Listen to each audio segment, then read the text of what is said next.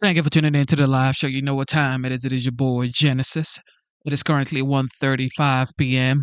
and today's date is the 13th of June, 2025. How are y'all doing? Okay, with that being said, we are going to check out this hearing that I think is very important for every American to see. Okay? Whether you are permanent resident or an actual United States citizen. This right here is liberal governors facing the grill over their sanctuary policies. We see what's going on around the country right now. We see what's been going on in Los Angeles. We see what's brewing up in New York. We see what's brewing up in Texas, Chicago. Okay. Everybody is going wild, literally protesting ICE. I don't understand why, but some people are saying that it's because ICE is going into workplaces and taking workers that are not here legally. And the question is, your first act into the United States should not be crossing the border illegally. And you should not, and you cannot actually, according to the Constitution, you cannot impede federal agents from doing their job. ICE, they're just doing their duties. They are just doing their duties. I get it. It might be harsh, but they're just doing their duties. Anyway, we're going to check out this hearing. It's about 7 hours to 8 hours. So strap in, enjoy the show, and put the comment in the comment section. Chat, put the comment in the comment section. Also, be respectful. This is a free speech channel. Just be respectful for the YouTube algorithm, okay? Here we go. Enjoy the show. Stop there. Several of those local officials pointed the finger to laws and policies that their state governments put in place. I invited these governors here today because, as the chief executives of their states, they willfully ignore federal law, shield illegal aliens, and pass the cost of free services onto their hardworking taxpayers. It's hard to figure out whose side these governors are on. They shield criminals while their own citizens pay the price. Just a few weeks ago, Minnesota Governor Walz stood at a commencement podium and smeared ICE agents as, quote, Trump modern-day Gestapo, end quote. Comparing brave law enforcement officers who risk their lives to uphold federal law to Nazi thugs is not just wrong, it's vile and disgusting. I can only hope this reckless remark was not meant to incite violence. Assaults on ICE officers are already up 400% compared to this time last year. And we have witnessed repeated attempts at obstruction and assaults against federal law enforcement recently captured on video in California. Governor Hochul's sanctuary policies cost taxpayers billions to house, feed, and provide driver's license for illegal aliens while the cost of rent rises and hospitals are overrun. Her defiance of federal law invites crime to plague communities across the state. Governor Pritzker faces lawsuits for obstructing ICE as he turns cities like Chicago into havens for drugs and crime. He's yet another governor providing free care to illegal aliens that many of his own citizens lack. These governors handcuff law enforcement from doing their jobs, harbor predators, and call it compassion. It's not compassion, and it's costing lives, hurting Americans, and draining taxpayer money.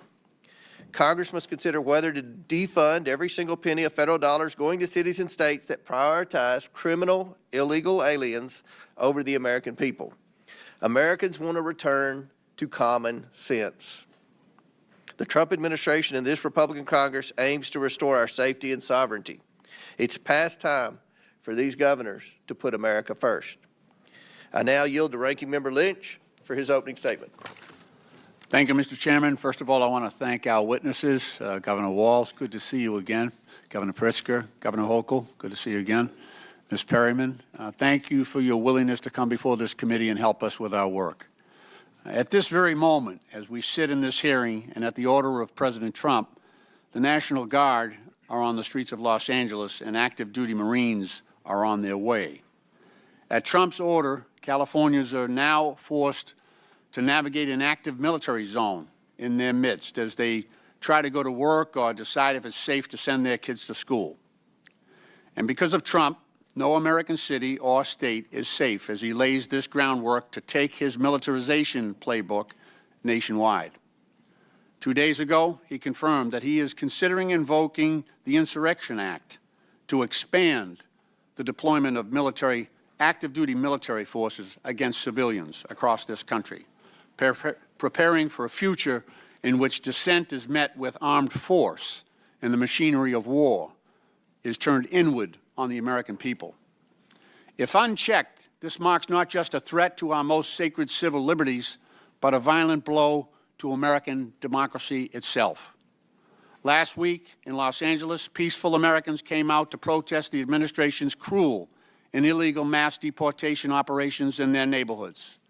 President Trump inflamed events on the grounds as an excuse to unleash the U.S. military on its own people, sending in 4,000 National Guard members without the approval of the governor of California, and deploying 700 active duty Marines into an American city is meant to provoke, not pacify, and is an aggressive assertion of federal control where it is neither needed nor desired.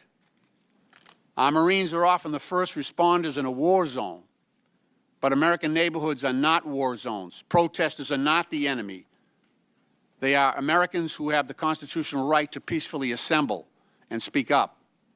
The problem for President Trump and my colleagues across the aisle is that the American people hate what he is doing in Los Angeles to inflame tensions. Americans are deeply concerned that the president deployed federal troops to an American city over the objections of state and local leadership, and knowing it would escalate the situation. He put members of the public, law enforcement officers, and troops in danger because he loves the images and theatrics of using force. Let's be clear. Democrats oppose violence and lawlessness in all its forms, as well as any threat to public safety. President Trump himself is the worst offender. The chaos he is fomenting in L.A. is just an extension of his flagrant disregard for the Constitution and our rule of law and democracy. It is clear that the Trump administration's mass deportation policy is not limited to those that have committed serious and violent crimes. It also includes children who are U.S. citizens, immigrants with legal status, and even international students. On February 4th, President Trump deported a 10-year-old girl, a U.S. citizen, who was recovering from brain cancer while traveling to Houston for an emergency hospital visit. This 10-year-old girl was detained and deported with her undocumented parents and 4 siblings, 3 of whom were also born here in the United States. Her parents have no criminal history, and what's going to happen to her, an American child, now that she can't see her expert doctors, is unknown. Trump deported another U.S. citizen, a 2-year-old toddler from Fort Lauderdale on February 21st, deported to Brazil. But because she is not a citizen or resident of Brazil, she had to enter the country as a tourist, which leaves her unable to access key programs like pediatric care and daycare or school. Are our cities safer now that this 10-year-old girl and the 2-year-old toddler are gone? U.S. citizens, both of them?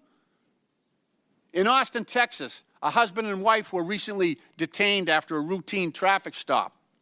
The husband was quickly deported, while the wife was released to pick up her 3 children from school, only to be deported with them several days later. 2 of those kids are U.S. citizens.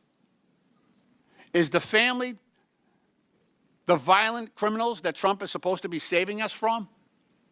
The Trump administration has tried to sweep aside the fact that this pattern of mass deportation operation is letting dangerous criminals roam free while it picks off peaceful, contributing members of our communities.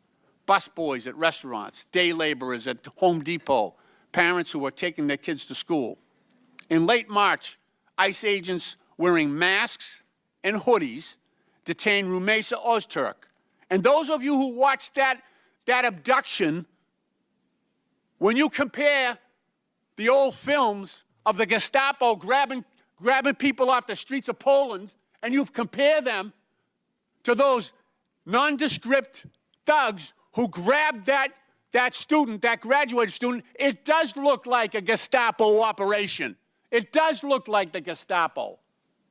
She was snatched away and detained 1,700 miles away.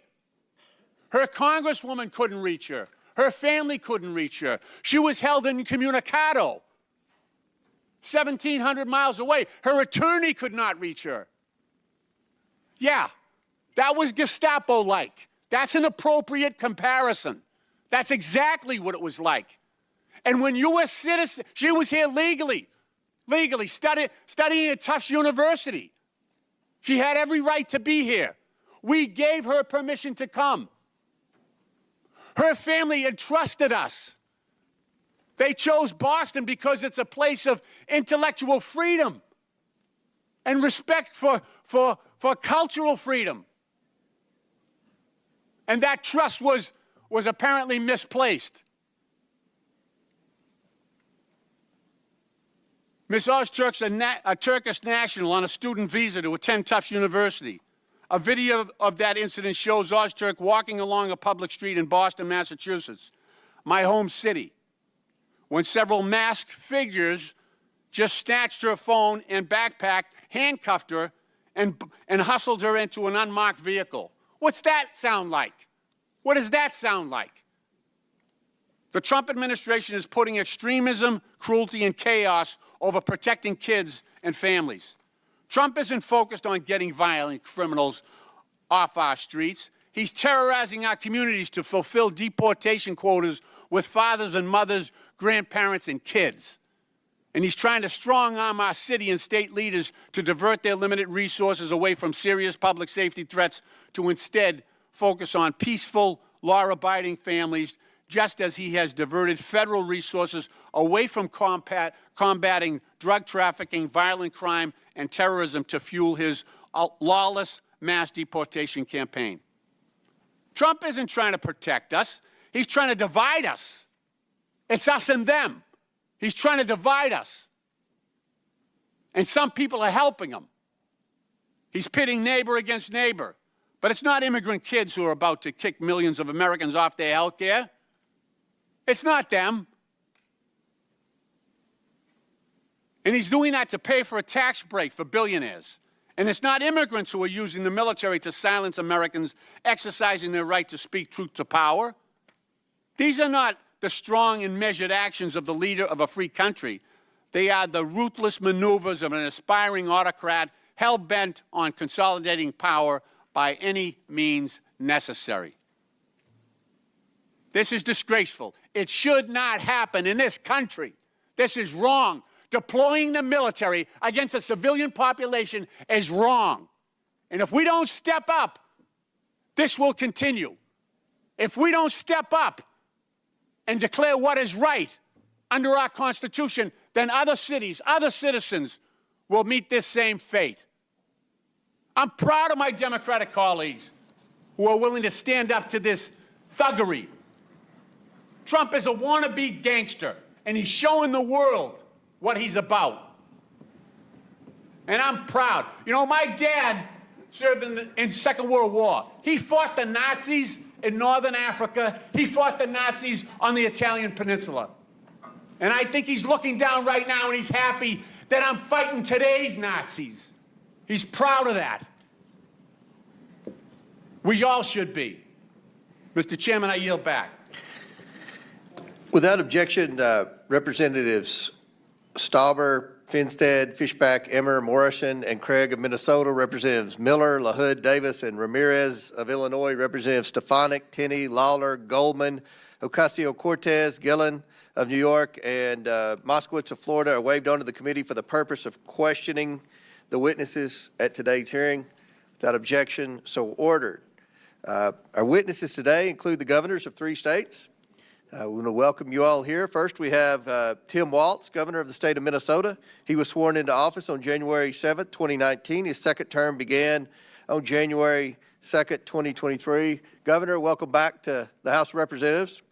Next, we have J.B. Pritzker, governor of the state of Illinois. He was sworn into office on January 14th, 2019. His second term began on January 9th, 2023.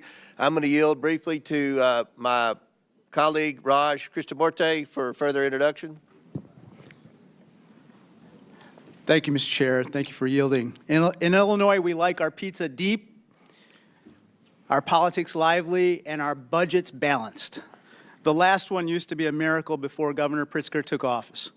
I know firsthand, as the son of immigrants who realized the American dream in Illinois, that immigrants make enormous contributions to our country. Governor Pritzker understands that too. His great-grandfather fled pogroms in Ukraine in 1881 and settled in Chicago to build a better life. That legacy has shaped his lifelong commitment to public service, justice, and opportunity. Before entering public office, Governor Pritzker built a successful business career and became a leading philanthropist, supporting early childhood education and establishing the Illinois Holocaust Museum. Governor Pritzker has delivered historic investments in education, workforce training, infrastructure, technology, and clean energy, all while expanding paid leave, raising the minimum wage, and defending the rights of all Illinoisans. Governor, thank you for your leadership and for joining us today. Yield back. Next, we have Kathy Hochul, governor of the state of New York. She was sworn into office on August 24th, 2021. Welcome, Governor. And finally, we have Skye Perryman. She is the president and CEO of the Democracy Forward Foundation. Thank you all for joining us. Look forward to your discussion this afternoon. Pursuant to Committee Rule 9G, the witnesses will please raise their right hand. Please stand and raise your right hand. Do you all solemnly swear to tell the truth, the whole truth, and nothing but the truth, so help you God? Please let the record show that the witnesses answered in the affirmative. Thank you all, and you may take a seat. We appreciate you being here today and look forward to your testimony. Let me remind the witnesses that we have read your written statement, and they will appear in full in the hearing record. Please limit your oral statement to 5 minutes. As a reminder, please press the button on the microphone in front of you so that it's on and the members can hear you.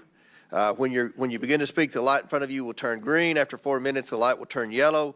When the red light comes on, your 5 minutes have expired, and we would ask that you please wrap up. I now recognize Governor Walz for his opening statement.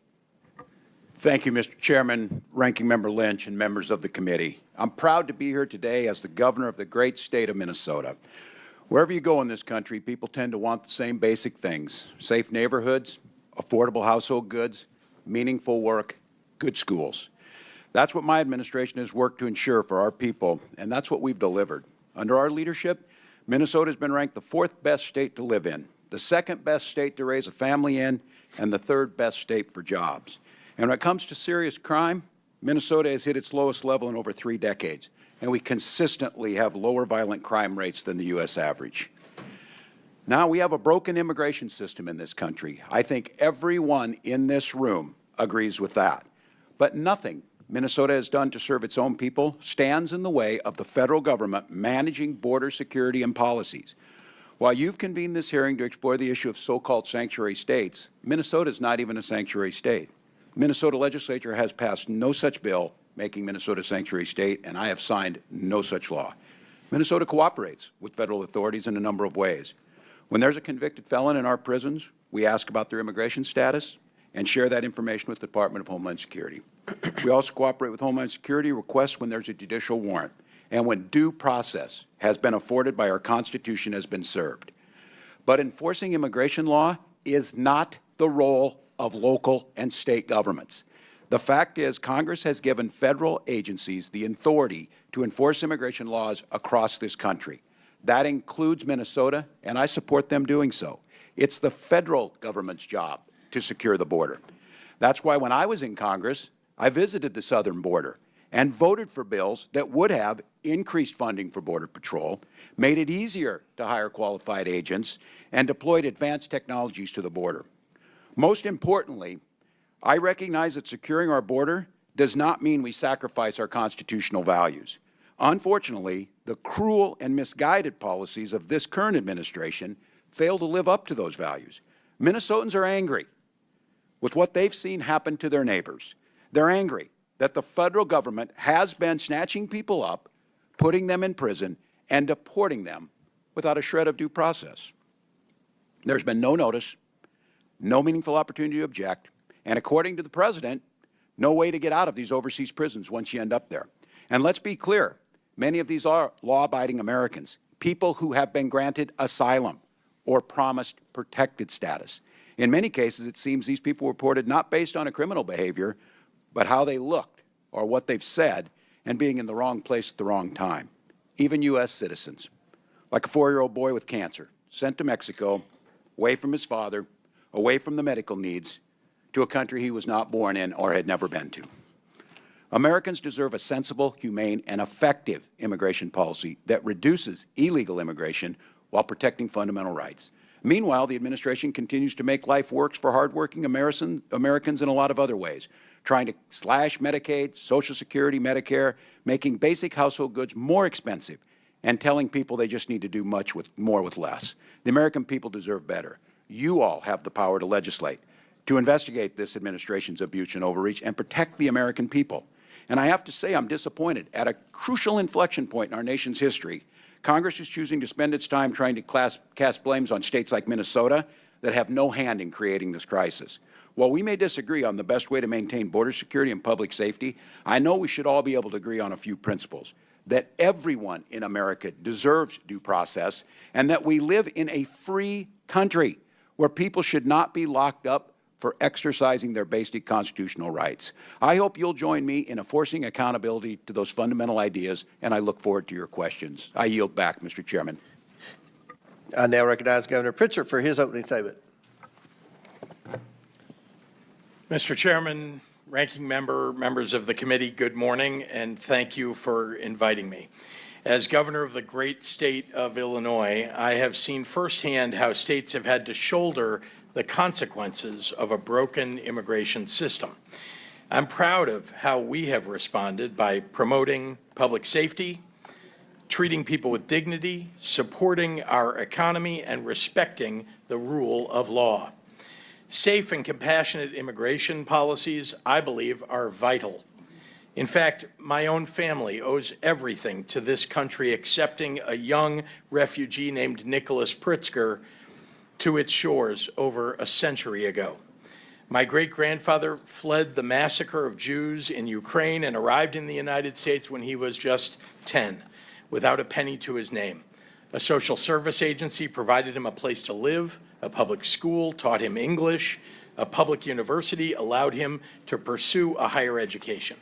My father and grandfather both were naval officers and raised their families with a powerful sense of duty to community and patriotism to our country that still lives deep in my generation. Both were successful entrepreneurs. My family story is not unique. Today, Illinois is home to 1.9 million immigrants.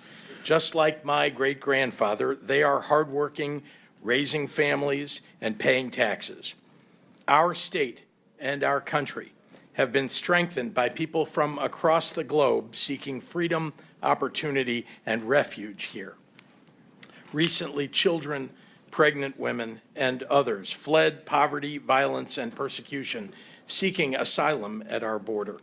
Some border state politicians chose to treat them as political pawns, busing them to states like mine and dropping them off in the dead of night in the freezing cold. Illinois chose a different path. Faced with a humanitarian crisis, our state made sure children and families did not go hungry or freeze to death. By doing so, we helped to maintain safety and order in Chicago. As governor, one of my responsibilities is to keep the public safe. That is why I expanded our state police, banned assault weapons and ghost guns to take guns out of the hands of criminals, and invested more than ever before in violence prevention. As a result, violent crime is down in Illinois, and Chicago ended 2024 with its lowest homicide rate in 5 years. As I have consistently said, violent criminals have no place on our streets. And if they are undocumented, I want them out of Illinois and out of our country. And as we are reminded in Los Angeles this week, we can all agree that violence of any kind, whomever it is directed at, is unacceptable. People must be held accountable to the law. Illinois follows the law, but let me be clear, we expect the federal government to follow the law too.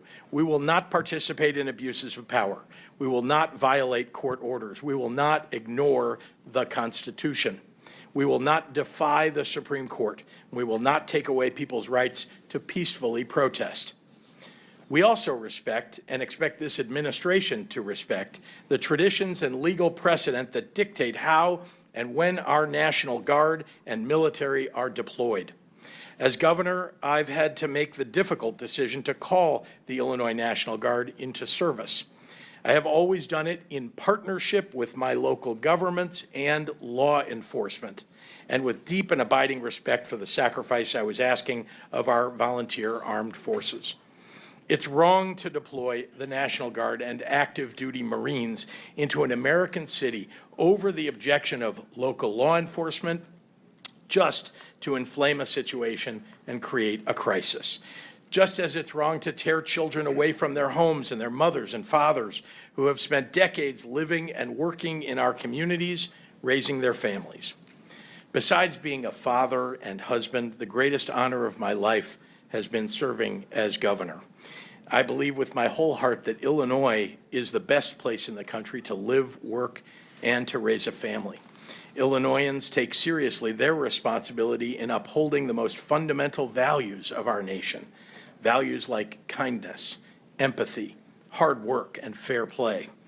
Our people embody the most American ideal of all, that where your life began matters far less than the dreams you can realize here for yourself and your family. Thank you very much, Mr. Chairman. Chair now recognizes Governor Hochul for her opening statement. Chairman Comer, Ranking Member Lynch, and members of this committee, as we speak, an American city has been militarized over the objections of their governor. At the outset, I just want to say that this is a flagrant abuse of power and nothing short of an assault on our American values. My views on immigration are simple and direct. Our nation needs secure borders. Our nation needs comprehensive immigration reform from this body. And our state laws dictate that we cooperate with ICE in criminal cases. And our values dictate that we treat all law-abiding people with dignity and respect. The America I believe in is a nation of laws and a nation of immigrants. Abandoning either threatens the very foundation on which this great country was built. You know, for 400 years, New York has prospered because of the hard work of these people, these newcomers, people like my grandfather who fled great poverty in Ireland. Grandma and Grandpa had the same American dream that the immigrants today have. I see it in their eyes. They're not here for handouts. They're not here to take advantage of the situation. They're here to work. They want to contribute, earn their place, raise their families.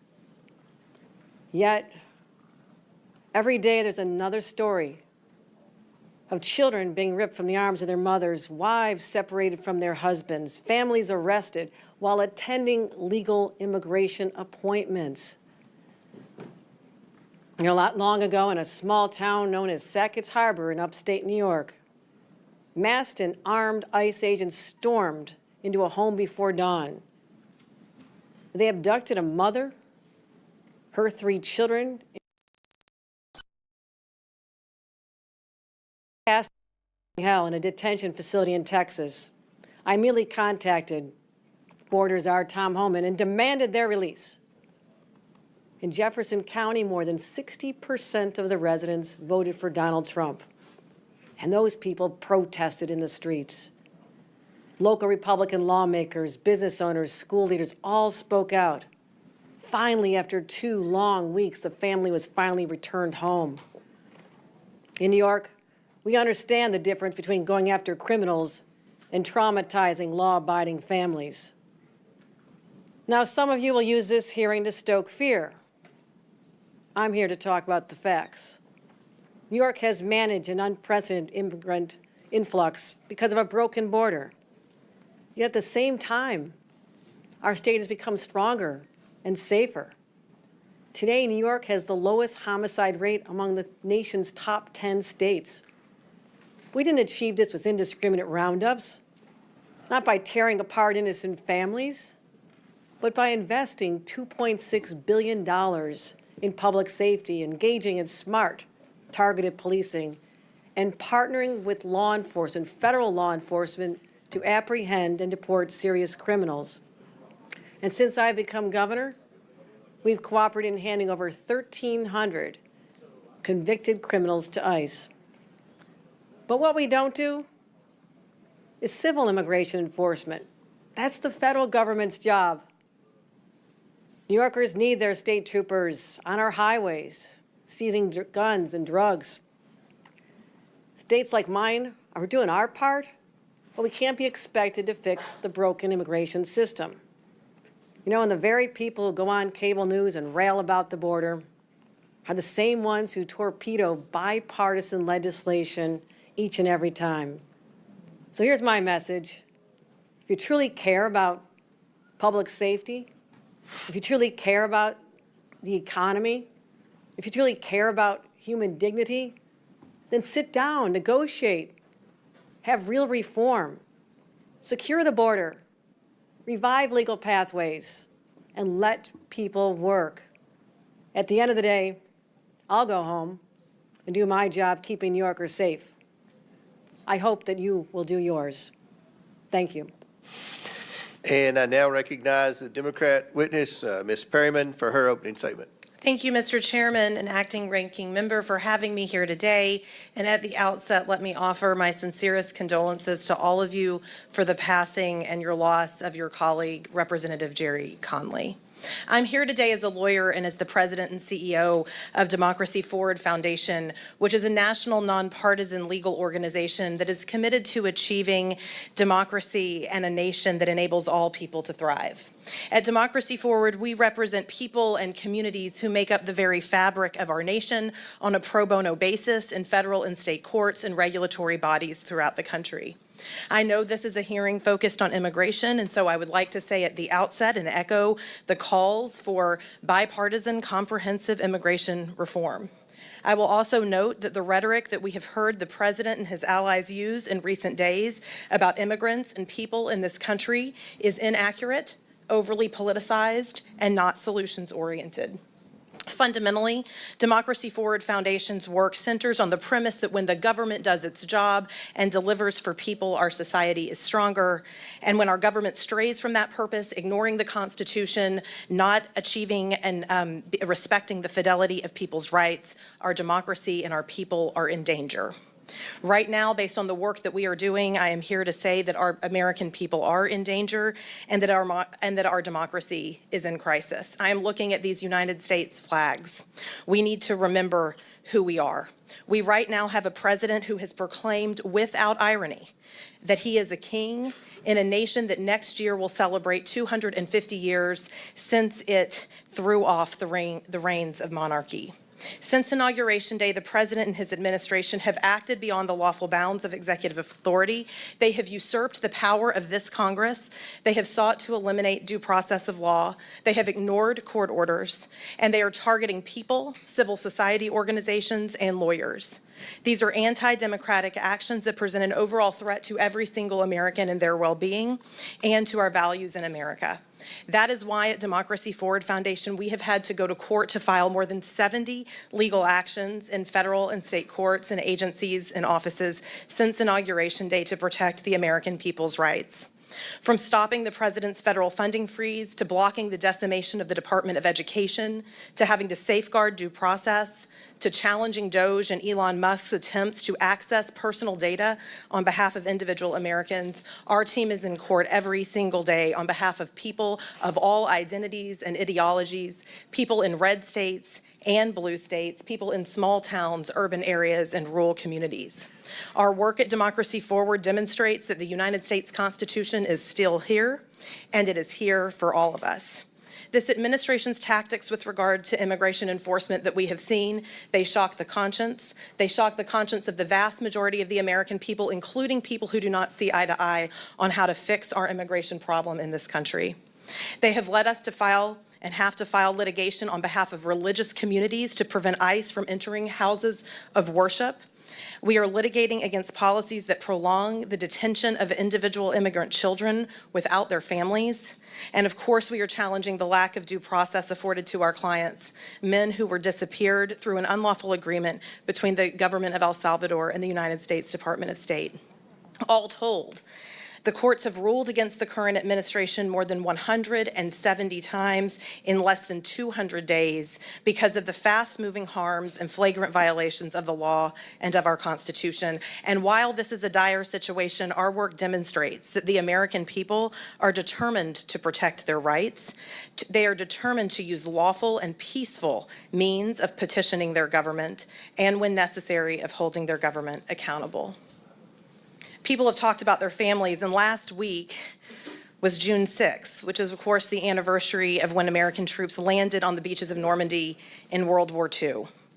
I, too, am the mother of a 9-year-old boy, and that 9-year-old boy's great-grandfather served in that battle, and many others throughout the European theater.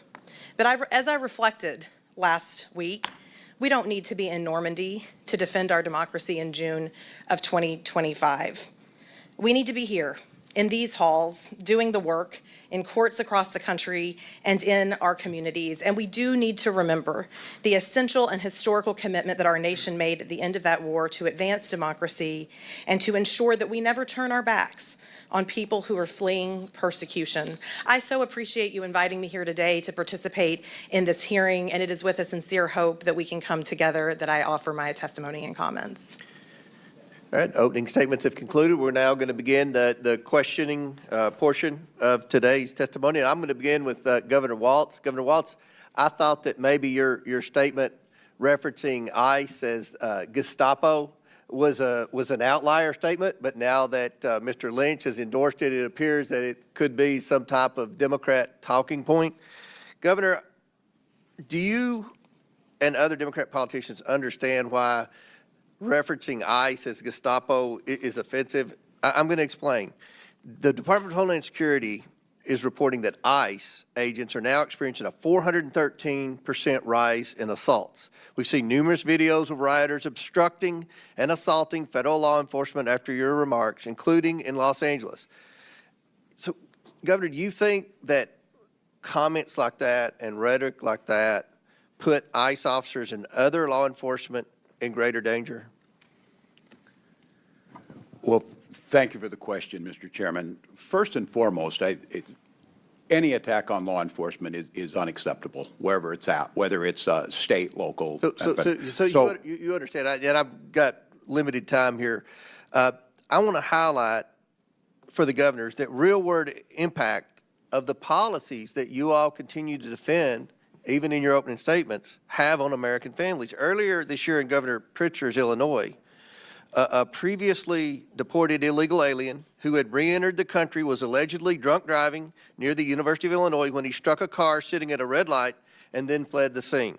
The crash killed 2 young women, including Katie Abraham, whose father and stepmother are here today.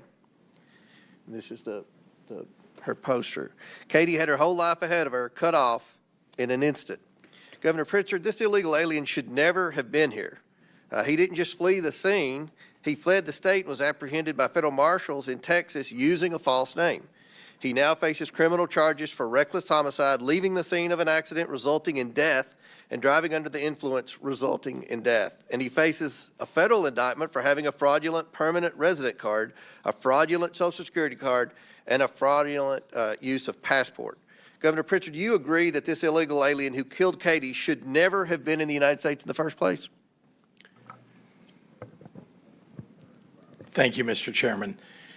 First, let me express my condolences to the family, and those are terrible circumstances. Let me also say that anyone who commits a crime in the state of Illinois. I understand, Governor. Should that criminal have been here in the first place? Did he have a right to be in this country illegally?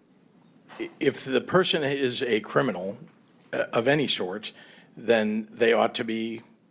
So that person had a right to be in the United States. They ought to be given their due process rights, and they ought to be convicted. And the criminal who yes, entered this country illegally, in your testimony, had a right to be in this country.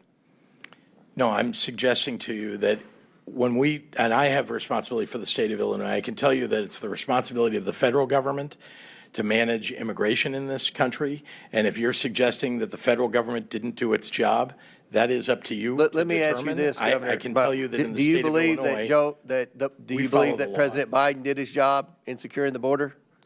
I was critical of things that President Biden did. I think I've been very public about that. I wrote a letter to the president telling him that. Okay, thank you. Now back to Governor Walz. You were obviously selected by Vice President Harris to be your running mate in 2024. I'm curious, did you ever ask Vice President Harris about former President Biden's and then President Biden's cognitive decline? No, not that I can recall, Mr. Chairman. You saw President Biden's disastrous debate performance.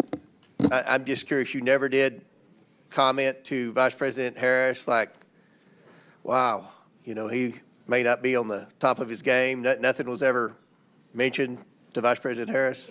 And the reason I ask, obviously, is because I know you watch CNN, and other networks have interviewed a lot of people, including Jean-Pierre and Buttigieg and others that have suggested that they were shielded from President Biden and weren't allowed to speak to him, and that his mental decline was obvious. You never discussed that with Vice President Harris? No, not that I can recall, Chairman. And I, as governor and then being on the ticket, I was probably more concerned with my own debate performance than President Biden's. So no. Let me ask you this, Governor. Do you believe that the Biden-Harris administration secured the border? You mentioned it's the federal government's role to secure the border to protect Americans from illegals entering the country, I guess. Do you think they did a good job of that? I think the border has been broken for a very long time through many administrations. It's one of the reasons why Vice President Harris was advocating so strongly for the bipartisan bill. Did she mention her role as the border czar when you all were out campaigning? Or? Not that I can recall, other than that we talked about the need to pass the bipartisan border legislation that would have done many of the things that, as a governor, I know would have made our jobs easier. But President Trump secured the border without any legislation. I mean, that was kind of a myth that was in the media and a Democrat talking point that we needed legislation to secure the border. The border's secure. Everything's fixed? That's step one. Step two is to deport the criminal illegals, and that's where we're facing obstruction in your all state. So I'm sure there are a lot more questions that will pertain to that. My time's expired. I now recognize Ranking Member Lynch for his questions. Thank you, Mr. Chairman. It's worth saying again that Democrats oppose violence and lawlessness in all its forms.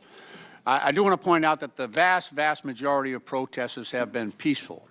But the most egregious and sweeping displays of the use of force and lawlessness we see in the United States today, and the gravest threat to the rights and freedoms of those that we hold dear, are the acts of the Trump administration itself. President Trump and his administration have crossed the line over and over again, from January 6th, when this building was attacked at his direction, to invoking the Alien Enemies Act, to dismantling USAID, to ignoring court orders, to the attacks and threats against law firms that were protecting democracy. As in the 5 months since Trump took office and put the for sale sign over the White House, he's earned $2.9 billion on his crypto scam. I mean, to call this unprecedented, that word has lost all its meaning. He keeps making history but the wrong kind. Just the act of sending the National Guard and troops and active duty Marines to L.A. was already an overreach. Supposedly, now we hear reports that those soldiers and Marines were sent to quell protests, but now are detaining civilians and are being trained to perform immigration enforcement functions. Ms. Perryman, what else could go wrong with the National Guard and Marines deployed in L.A.? What are the risks to the Americans who live, work, and exercise their right to freedom and to free speech there? Well, I would just say that what our Constitution recognizes and how good government functions is really based on trust. And when we look at National Guards, it is the governors that often call the National Guards in. And so, of course, the fact that we are seeing a situation where the president has taken this step without cooperating with the governor and with local communities there is deeply concerning. And, of course, we know from history that could lead to escalations and could lead to violence that is really problematic for all of our communities across the country, including in Los Angeles. Thank you. Ms. Perryman, Secretary of Defense Pete Hegseth has talked about the deployment order, and he testified that this order, and I'm quoting him, this order is getting ahead of a problem so that if in other places, if there are other riots in places where law enforcement officers are threatened, we would have the capability to surge the National Guard there if necessary. Ms. Perryman, how does the President's broad order and the presumption before the fact that military force would be deployed, how does that pose a threat to other cities across the country? Well, again, it appears to be an escalation, and the main thing that's really important to so many Americans across the country, as well as local law enforcement in so many areas, that local law enforcement is there to help people be able to peacefully protest. And so there are ways that people in this country can express their views. We don't all agree with each other, and right now you really see the White House, for whatever reason, I think escalating, maybe seeking to create some made-for-TV moments. It's not clear, but I do think that there is a lot at stake here, as you've heard this morning. Thank you.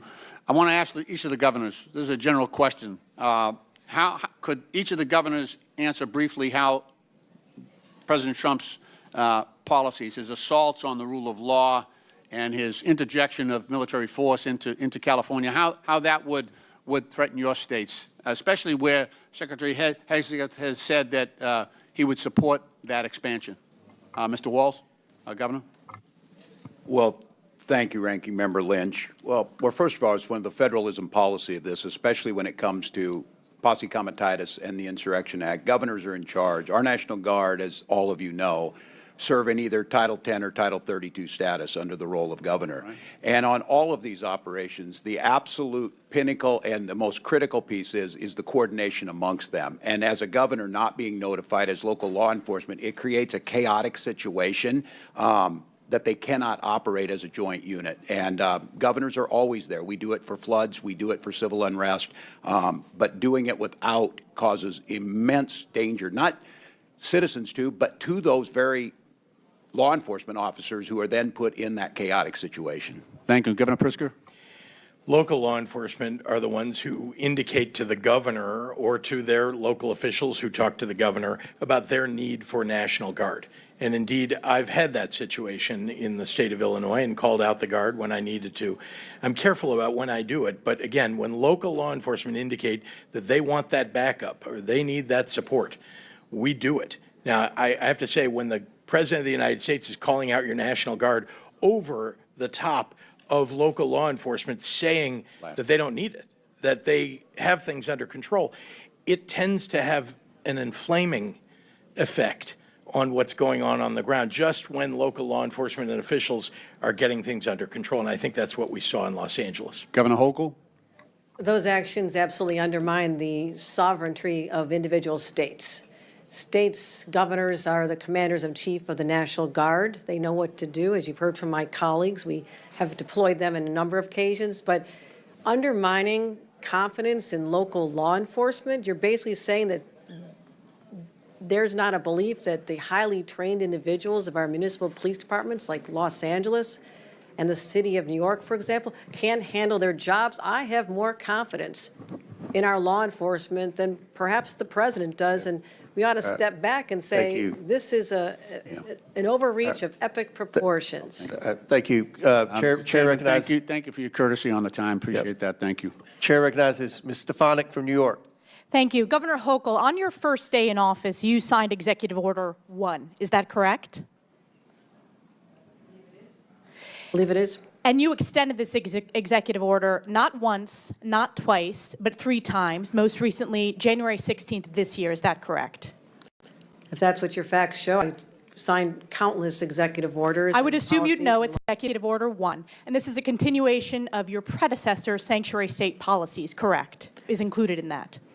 I want to be sure we are defining sanctuary state properly. I'll define it for you. It is the policy of the state that state officers or employees shall not disclose information to federal immigration authorities for the purpose of federal civil immigration enforcement. It goes on to say, law enforcement officers may not use resources, equipment, or personnel for the purpose of detecting and apprehending any individual suspected or wanted for violating a civil immigration office. Law enforcement officers have no authority in the state of New York to take any policy action solely because the person is an undocumented alien. That's a quote in your executive orders that you extended. Now, do you know who Sakir Akan is? I want to get back to the first part No, of I'm your asking a question. Do you know who Sakir Akan is? I want to make sure you understand that this simply says that we will cooperate with ICE. No, it does not say that. I read what it says, and cooperate. let me talk to you about the results. Do you know who Sakir Akan is? You should, as the governor of New York State. Do you know? Refresh my recollection. He was an illegal migrant in New York. And do you know what crime he committed in addition to being here illegally? No, I do not. You do not. This was widely reported. He found a 15-year-old girl, threatened her with a metal pole, told her to get into the back seat of his car. He took her clothes off, and he violently raped her in Albany, New York. Do you know who Sebastian Zapita Khalil is? I'm sure you'll tell me there's many cases, whether they're These are pure- high-profile cases. Yes. New Yorkers know about them, and you don't. So let's talk about Sebastian Zapita Khalil. Do you know who that is?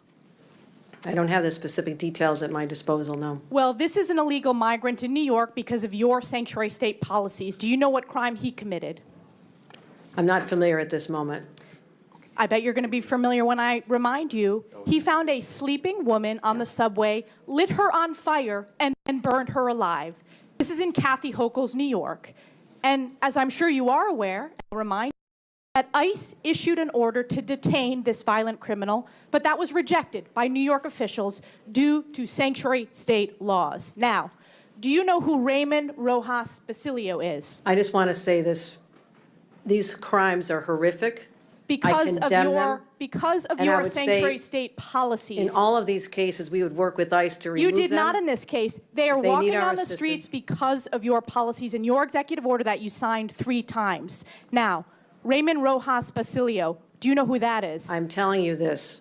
I will You don't know explain to you who it the is. policies of New York. We cooperate with, I know you're just You do trying not. to. You do not. Specifically, miss- ICE was told not to detain this individual, and he burned a woman alive on the New York subways in Kathy Hochul's New York. So I will keep on going. What about Raymond Rojas Basilio? Do you know who that is? I'm going to tell you our overall policy, which will address all this. I'll tell We you do who that not- is. He is an illegal who molested an 11-year-old in our state because, again, of your sanctuary state policies. This illegal was shielded from federal immigration enforcement and able to commit this heinous crime. And what about Wilson Castillo Diaz? Do you know who that I am is? telling you this. We do cooperate fully with ICE in criminal prosecution. Our sanctuary You're not advocating for regulations these victims. only deal with This is a civil 5-year-old who enforcement. was raped Civil on Long enforcement. Island in Nassau County. You are not advocating on behalf of these victims. You are shielding illegals. Even in your opening statement, That is you not true. prioritize putting illegals first. That is not Rapes true. of young girls, beatings of NYPD cops by illegals who are here under Kathy Hochul's failed policies, burning New Yorkers alive. This is Kathy Hochul's New York. It's one of the many reasons why you're hemorrhaging support from hardworking New York These are families. horrific crimes, and they're They're heartbreaking. horrific crimes that are committed on your watch. You signed this executive order on your first day in office. You signed it again and again this January.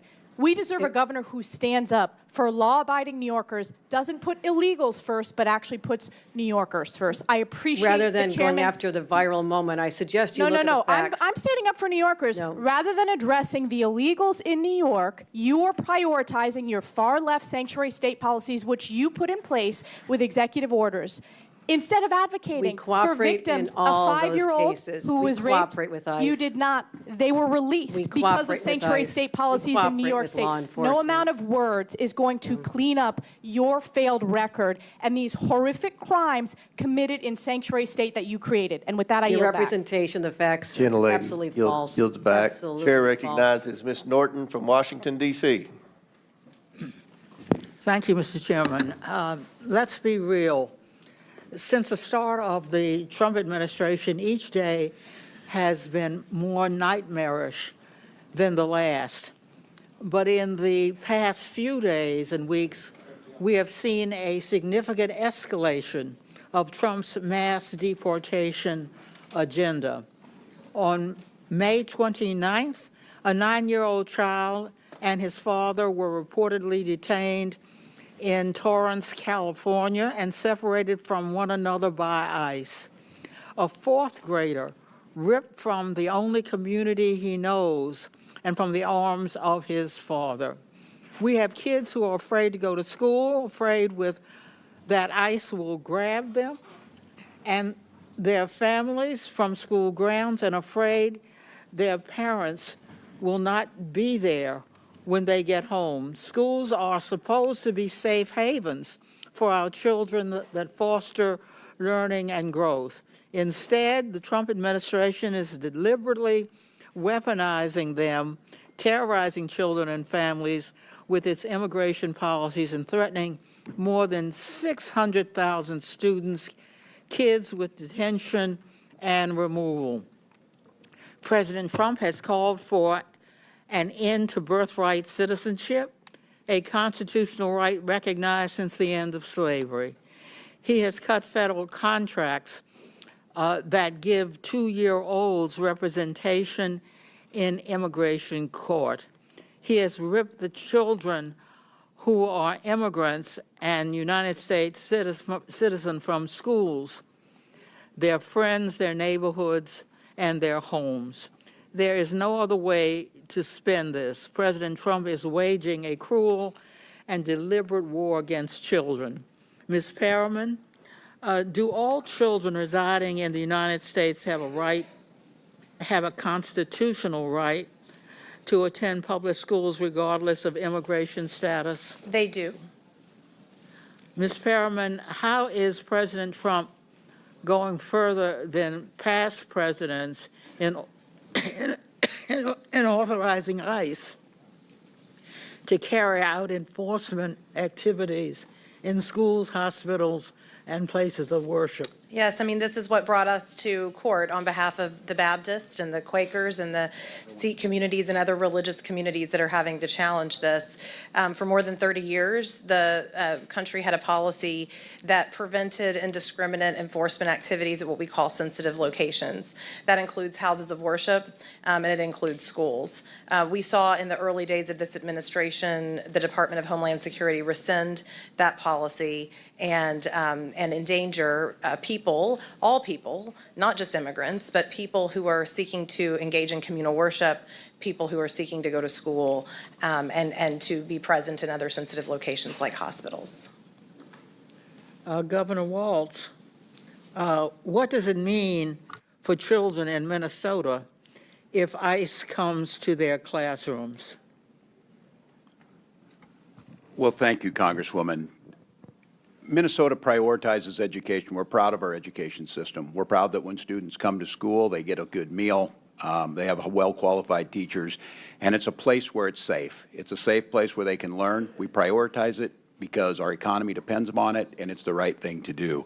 Disruptions at places like school, when ICE is free to operate in Minnesota within the laws, but to disrupt schools, to disrupt and come to those schools, not only the impact to that individual student, but to the entire learning environment in those schools are disrupted by it. And again, we agree with everyone here. Those committing crimes is where we need to focus, but being on campuses in elementary schools is not getting at that. Thank you. Governor Pritzker, when ICE detains and arrests parents as they drop off kids at school, how does this affect educational outcomes? Thank you very much, Congresswoman. Let me begin by saying that, as you may know, under President Trump, ICE showed up in Chicago nearly immediately and began terrorizing our neighborhoods, our schools, and parents. Indeed, many parents felt like they needed to go into hiding, even though their children needed to go to school every day.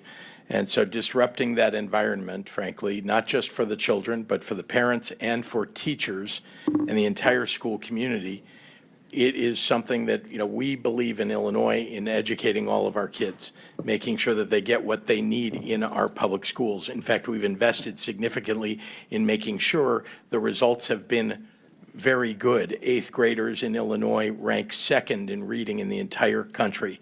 Eighth graders in Illinois rank fifth in the country in mathematics. And it's because we have a safe environment, but not when Tom Homan brings Dr. Phil with the overreach of force with ICE to disrupt our education system, and particularly our elementary schools.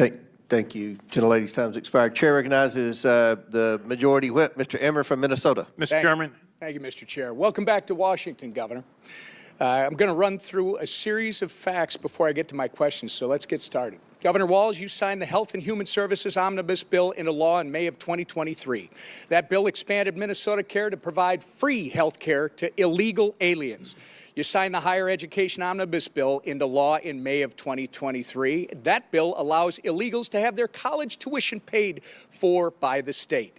You signed the Driver's License for All Act into law in March of 2023, and that bill allows illegals to receive driver's licenses. So, you claim you're not a sanctuary state. You just provide free health care, free college, and driver's licenses to illegal aliens. One reason you're here testifying before us today is because you refuse to cooperate with ICE. While states like Florida and Virginia empower their law enforcement to detain and remove criminal illegal aliens, you, sir, have done just the opposite. Your Attorney General is directing law enforcement to ignore ICE immigration detainers. Do you agree with the Attorney General's guidance? Well, Congressman, it's good to see you again, and thank you for being here. First, I would say, as my job as governor of Minnesota is to make Minnesota the best state in the nation. Do you agree with the Attorney General's guidance?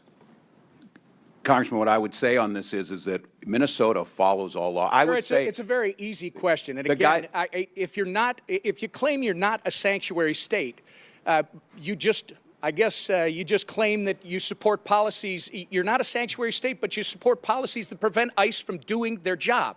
Congressman, isn't that right? That is incorrect, Congressman. We follow the same laws when you were in the Minnesota House. The law has not changed, If you'll allow me, I've got limited time. Well, that's what you tweeted, by the way, sir. And on May 23rd, 2018, you tweeted, quote, "I support policies that keep law enforcement from enforcing federal laws," close quote. On May 17th, just this spring, at the University of Minnesota Law School's commencement ceremony, you said, quote, "Donald Trump's modern-day Gestapo is scooping folks up off the streets." When you said the words modern-day Gestapo, you were referring to ICE agents. Gestapo, by the way, sir, was the official secret police of Hitler's Nazi Germany. So you're calling ICE agents modern-day Nazis. Given the attacks on ICE agents that took place in Los Angeles over the weekend, don't you regard your dangerous inflammatory rhetoric as a problem?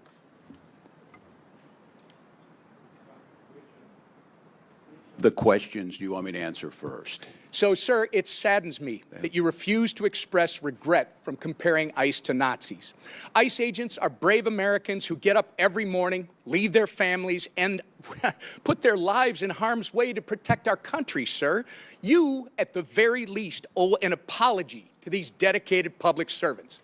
I will say, sir, inflammatory rhetoric such as yours and the other governors on this panel is responsible for putting a target on the back of every ICE agent who is risking their life to protect our communities. Minnesota is all too familiar, by the way, with the chaos that ensues when you refuse to work with law enforcement to enforce the law. In May 2020, looting, acts of violence, and arson occurred on your watch in Minneapolis after you refused to bring in the National Guard. Governor, your agenda is clear. Free health care, free college and driver's licenses for illegals while handcuffing law enforcement when they're trying to protect our citizens and their communities. If you think that's not a sanctuary state, you shouldn't be governor. By turning Minnesota into a magnet for illegals, you have opened up our communities to dangerous criminals, including known terrorists, gang members, murderers, and child predators. You have sent a resounding message that if you're a hardworking, law-abiding citizen of Minnesota, your safety and well-being are not the priorities of Tim Walz and his administration. But if you're coming to our state illegally, you're not only welcome with open arms, you're entitled to free stuff on the taxpayer's dime. This is absolutely disgraceful. Governor Walz, your sanctuary state agenda has been defined by your utter failure. You have failed to enforce the rule of law. You have failed to uphold our national sovereignty. And most importantly, you have failed the people of Minnesota. The time for radical sanctuary state policy, sir, is over. The voters made that clear last November when they elected President Trump and Vice President J.D. Vance. You remember him, don't you? Governor, the time for real leaders and real leadership is now. And with that, sir, actually, Mr. Chairman, I ask unanimous consent to introduce into the record the governor's tweet that I referenced from May 23rd, 2018, which makes it clear his hatred for federal law enforcement. Thank you. Without objection, so ordered. Mr. Chairman? Yes. Mr. Chair Chairman. recognizes Mr. Mfume. Mr. Chairman, thank you very much. I have a unanimous consent request, and I'd like to present both of those to you at the same time. Proceed. Okay. I ask unanimous consent that we enter into the record an article from The Hill of the 8th day of June. Latinos for Trump co-founder blast inhumane immigration arrest. Without objection, so ordered. Thank you, sir. And the second one is from The Independent of May the 28th. Trump ordered a critically ill 4-year-old Mexican girl to leave the country. Experts say she could die in days. I ask unanimous consent. Without objection, so ordered. Thank you, sir. Chair recognizes Mr. Cristomorte from Illinois. Thank you, Mr. Chair. Governor Pritzker, when it comes to immigration, you've been clear that Illinois follows the law. I'd like to go into this issue just a little further. First, there's been a lot of misinformation about the Illinois Trust Act. As you know, this is the 2017 law signed by then Republican Governor Bruce Rauner, which requires state agencies to cooperate with ICE when it presents a criminal arrest warrant for an individual, correct? Congressman, yes, that's correct. And just to be clear, the Illinois State Police, the Department of Corrections, and other Illinois agencies must cooperate with ICE when they present a criminal arrest warrant, correct? And do every single time. This is Illinois law. Yes, Donald Trump may not like state law, as we're seeing in California, but what Donald Trump likes is irrelevant. The law is the law.